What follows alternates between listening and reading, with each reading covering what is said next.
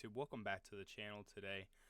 We took Monday off, so this video is going to be posting here on Tuesday. And if you've noticed, I've rearranged my setup just a little bit. You'll see window in the background instead of the lizard and snake. But welcome back to the channel. If it's your first time here, thanks for joining us. Today we're going to be talking about YCS Sacramento and what we all expected to be happening.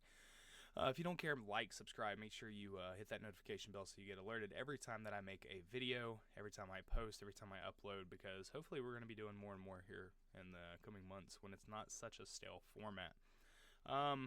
So yesterday finished out YCS Sacramento. Shout out to Jesse Cotton for that dub.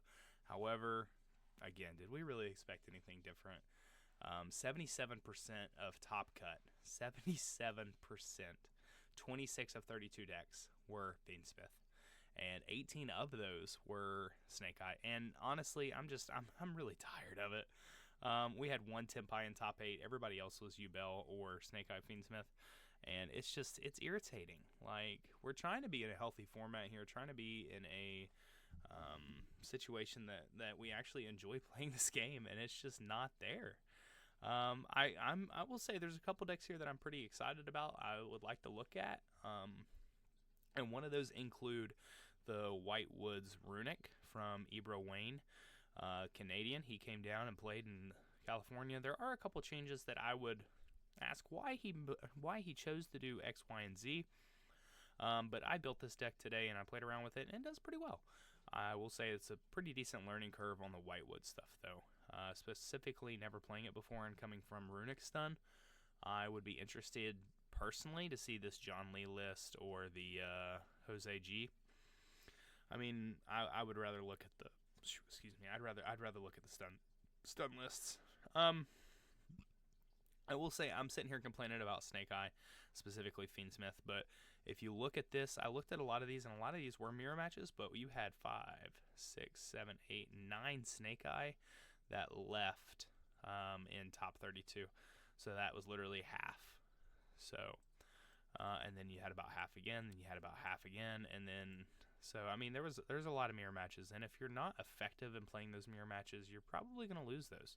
I will say everybody here in the top 32, though, obviously they are great pilots and very effective at what they're playing.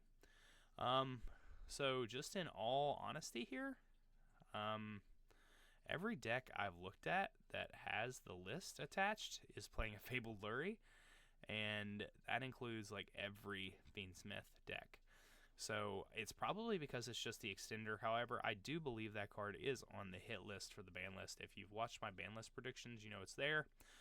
Here in the coming days, you're going to be seeing me post a Sprite deck profile versus that would be different than my last one. And in posting those, you'll see some text that I've chosen, and there would be very little changes, honestly, unless something major happened in the format, like we get an elf back. There wouldn't be a whole lot. So this was pretty interesting to me. Clifton Land here, 40 card Fiendsmith Memento, and I haven't really looked at this list. I'm gonna pop it over here.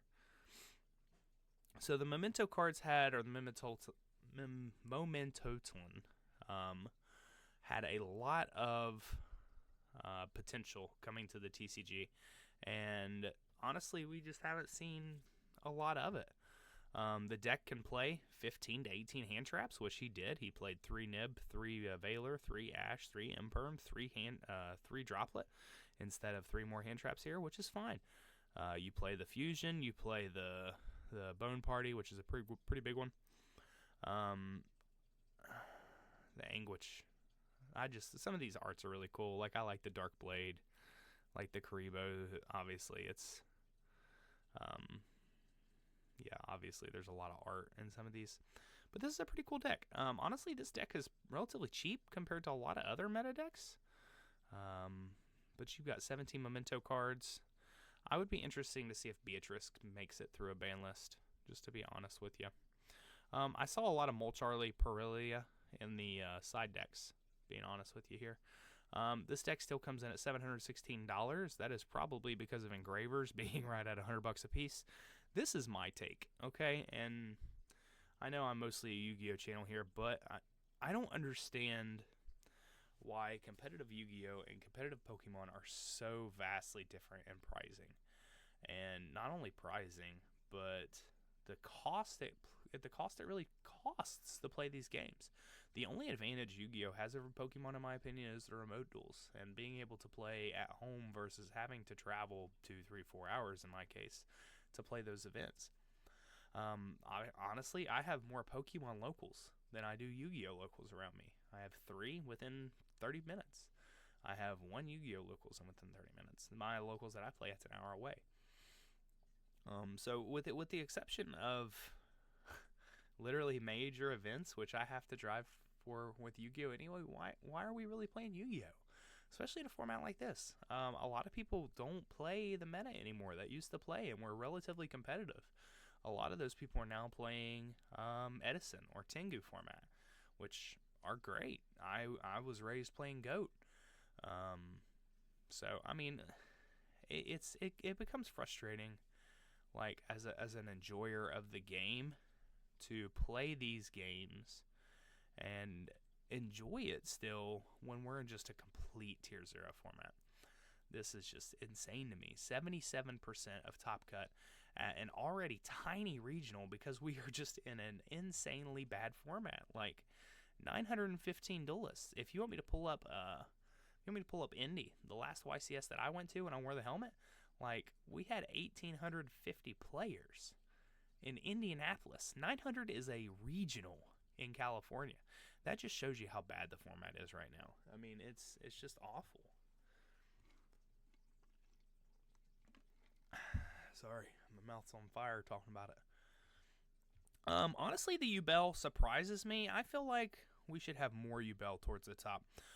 This list specifically in the top 4 was insane. I really enjoyed this list looking at them. It is a little bit different than some of your other ones. This one seems be a little bit more trap based. I'm gonna pop this one up here. So this is the U-Bell FTK. And obviously, I mean, you've got some stuff in here like Nightmare Pain, the card's just stupid. Nightmare Throwing, the card's just stupid.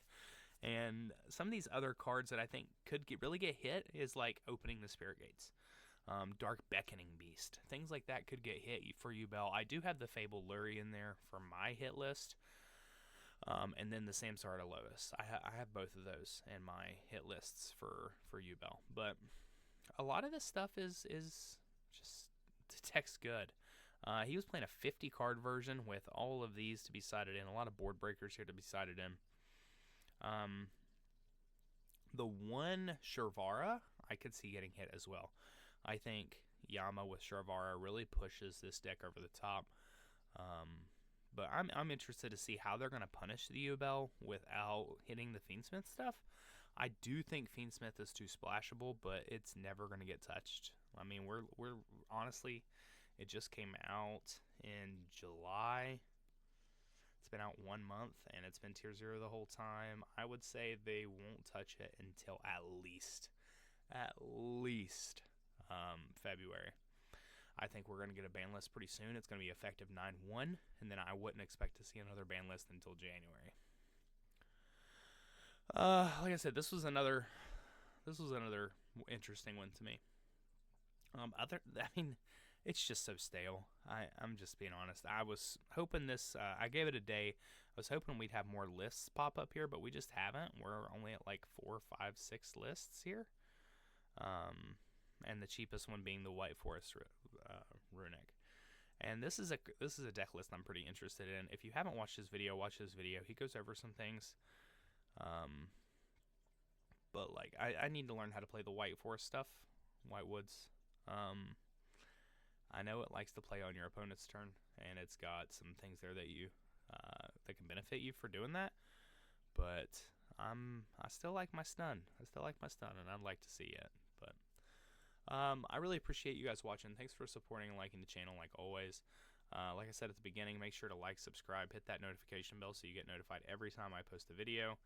I really appreciate all the support. I know that, actually I'm going to bounce over here and show you all. I know that Sprite videos are my #1 videos. And my #1 video, 1, 1 second here. Analytics.